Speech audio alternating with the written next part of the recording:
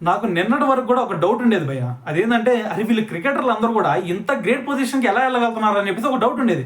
కానీ ఎప్పుడైతే ఈ రోజు రిషబ్ పంత్ సిచ్యువేషన్ చూశానో దీని తర్వాత నాకు ఒకటే అర్థమైపోయింది. అరే మనం లైఫ్లో ఏదైనా సరే సంథింగ్ బిగ్ అచీవ్ చేయాలి అంటే మనకు బేవచ్చమైన టాలెంట్ అవసరం లేదురా.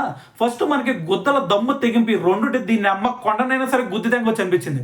ఎందుకంటే ఒక పక్కన నిన్న రిషబ్ పంత్ సిచ్యువేషన్ చూస్తే కనీసం గ్రౌండ్లో అడుగు తీసి అడుగు పెట్టలేకపోయాడు.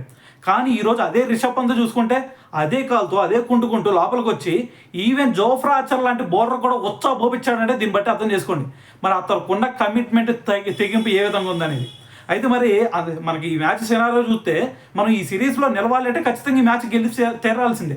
సో మరి ఇది మనకి ఒక రకంగా డూ ఆర్ డై మ్యాచ్. మరి ఇటువంటి మ్యాచ్లో మనం ఓడిపోతే సిరీస్ ఓడిపోతే ఇంగ్లాండ్ వచ్చి కూడా వేస్ట్ రా, నా వంతు నేను ఏదైనా సరే పర్లేదురా అని చెప్పేసి తెగించి ఏదైతే లోపలికి వచ్చాడో ఆ సినారియో కనుక మీరు ఒక్కసారి చూస్తే గూస్ బంప్స్ ఆగవనే చెప్పాలి.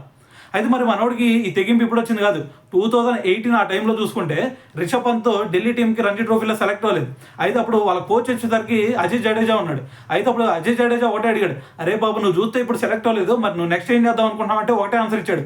సో నేను ఇప్పుడు సెలెక్ట్ అవ్వలేదు అని చెప్పేసి మీరు భయపడాల్సిన అవసరం లేదు, రాబోయే 2 సీజన్స్ ఏవైతే ఉన్నాయో దాంట్లో ఇప్పుడు ఢిల్లీ టీంకి నా అవసరం రాలేదు, కానీ రాబోయే 2 ఇయర్స్లో ఇదే ఢిల్లీ టీం నా ఇంటికి వచ్చి మరి నన్ను పిలుచుకెళ్లే విధంగా నేను క్రియేట్ చేస్తానని చెప్పేసి ఒక శపథం చేశాడు.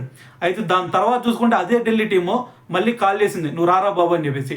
సో దీన్ని బట్టి అర్థం చేసుకోవచ్చు దీని అమ్మ లైఫ్లో ఎటువంటి సిచ్యువేషన్ ఎదురైనా సరే, ఎటువంటి కష్టాలు ఎదురైనా సరే మనకి గుద్దల దమ్ము తెగింపి రెండుంటే దేన్నైనా సరే గుద్ది తెంగొచ్చు అని చెప్పేసి ఈ సిచ్యువేషన్ బట్టి నాకు అర్థమైంది.